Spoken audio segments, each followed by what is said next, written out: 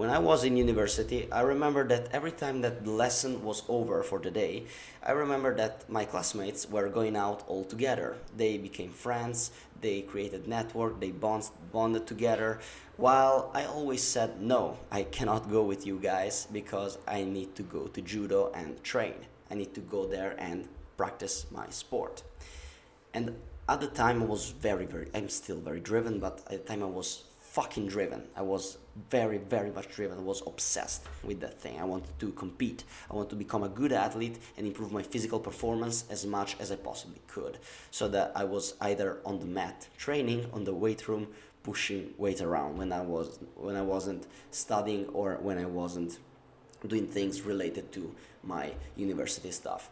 And during the weekends, I was either competing or I was still training with some collegial, regional, how can I say, common training sessions. So I didn't have time to meet new people. I didn't have time to socialize or to create new networks or cultivating new relationships. It's not that I wasn't hanging out. It wasn't that I wasn't able to hang out with my friends or seeing people. It's simply I didn't have time to create new bonds.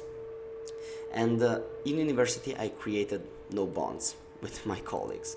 And sometimes I ask myself if I made the right choice to not dedicate myself more to socialization in that time frame. Should I have done things in a different way? And I'm telling you the story because the definition of regret is the wish to have done things differently in the past. But honestly, I don't regret nothing.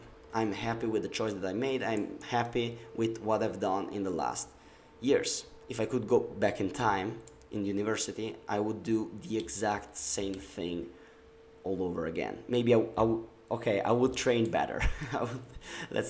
With all the knowledge that I have right now about strength and conditioning, I would probably train better. And but that's not the point. The point is that I think people experience regret for a single reason, and the reason because they experience regret, and the reason is why you're experiencing regret right now, is because you don't know your values. What are your values? Values are abstract concepts. They are ideas that we incarnate with our action, with our words, and with our thoughts. And when you discover your values and you start to act according in accord, in alignment with them, you no longer ask yourself if you're doing the right choice or not. You're simply acting, you're simply living and experiencing life fully. And looking back, you are no longer taken by doubt about what was right or what was wrong to do because you simply have done the right thing in that moment. One of my core values, one of the things that I believe is the most important to me is strength, physical and mental strength. Training and competing in judo was the vessel that I used to embrace my core value and to express my value of strength in the best way possible. And right now I have no regrets about my past because I lived aligned with what I've decided to embrace. And if you're struggling with regret and overthinking and you feel dread about your past choices, you need to discover your core values, and I'm going to guide you step by step into doing so. The first thing that you need to do is to think about your past experiences. When did you felt most satisfied and fulfilled? What you were doing?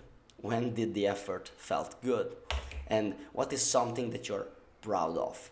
These are just prompts, and I want you to ask yourself this question and really think about the episode that made you feel fulfilled. And once you have an idea about these episodes, start to think about which virtue, which value you expressed in that circumstances, what you were acting in alignment with, which character trait you showed up and you were proud of in that moment. So I advise you to not just listening to this video, but to take a piece of paper, a pen, and start to write down all of these things. The step number 2 is to think about the people that you admire the most. Who is someone you wish you were more like? Which is a model that you would like to follow? What is a mentor that you would follow and listen to?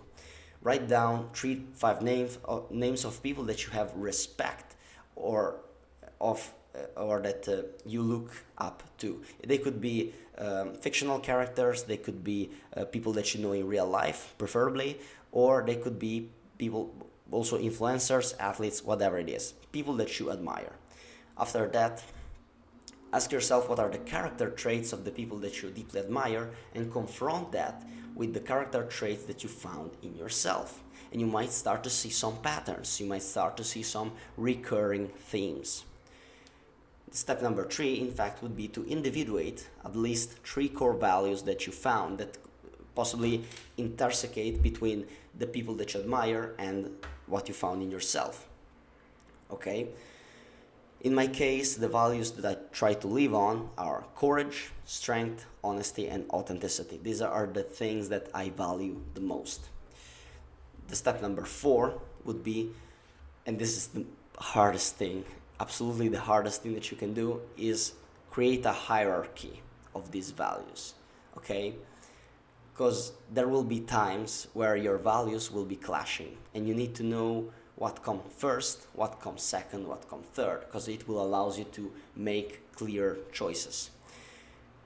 You gotta create a temporary hierarchy of values that you can use to live your life accordingly, and you will find out that you care about some values more than others, and you're going to rearrange your hierarchy more than one time. You're going to arrange your hierarchy a lot of time in your life, but for now it will help you to create a structure in order to navigate different decisions and to feel as aligned as possible to what you're doing. The step number 5 is to perform actions and individuate and perform actions in your day-to-day life associated with those values.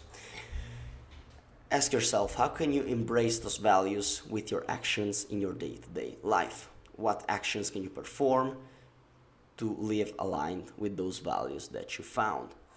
For every value, associate an action that you can perform on a daily basis. For example, in my case, it would be courage.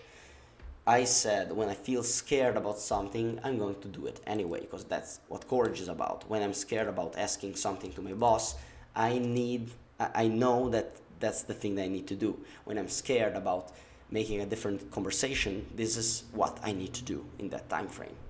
Strength is I will do some kind of physical activity on a daily basis. This is what I'm doing right now. I'm working a lot. I don't have that much time to train in judo, for example, so I do a lot of weightlifting training. I do a lot of aerobic training. I do running, for example. That's what I can do at the moment. That's how I'm going to live.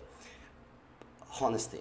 When my opinion is asked, I will answer with the truth. I won't shy myself away from what I generally thinking. And these are just examples, and I get it, they're pretty vague, but I hope I could give you some ideas and insights about how to apply that to your specific situation. There is also a bonus tip that I want to give to you, which is accept the trade-offs. In Italy, there is a saying that goes like, you cannot have a full barrel and a drunk wife. Okay, it goes something like that. What it means that every choice will come with a gain and with a loss. And you gotta accept the fact that when you take a road, you're going to eliminate the alternative.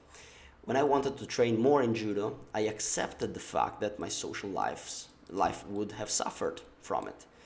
But that's a trade-off that I was willing to make. And man, everything in life has a trade-off. There is no easy choice. All the easy choices that you've made, if there were an easy choice, you would have already made it, okay?